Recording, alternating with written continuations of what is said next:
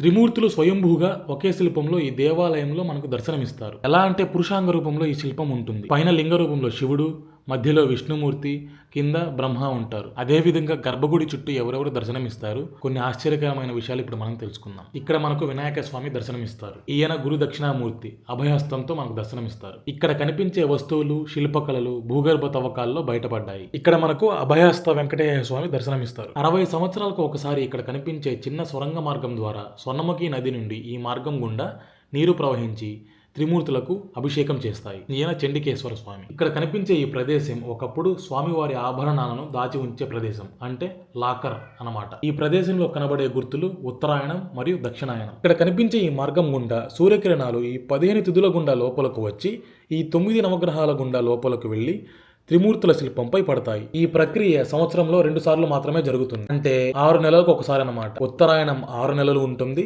అలానే దక్షిణాయనం 6 నెలలు ఉంటుంది. ఈ గర్భగుడి చుట్టూ ఉండే ఒక్కొక్క రాయిపై ఈ దేవాలయానికి సంబంధించిన శిలాశాసనాలు చెక్కబడి ఉన్నాయి. అదేవిధంగా ఈ ఆలయ ప్రాంగణంలో ఆనందవల్లి దేవి మనకు దర్శనమిస్తారు. అలానే సూర్య భగవానుడు కూడా మనకు దర్శనమిస్తారు.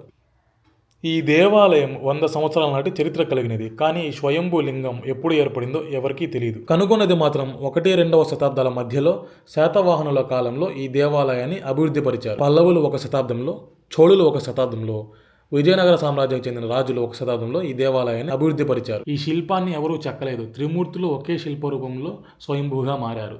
ఈ గుడిమల్లంలో ఉండే త్రిమూర్తుల స్వయంభూ శిల్పరూపం ఇక్కడ తప్ప మన భారతదేశంలో మరెక్కడా లేదు.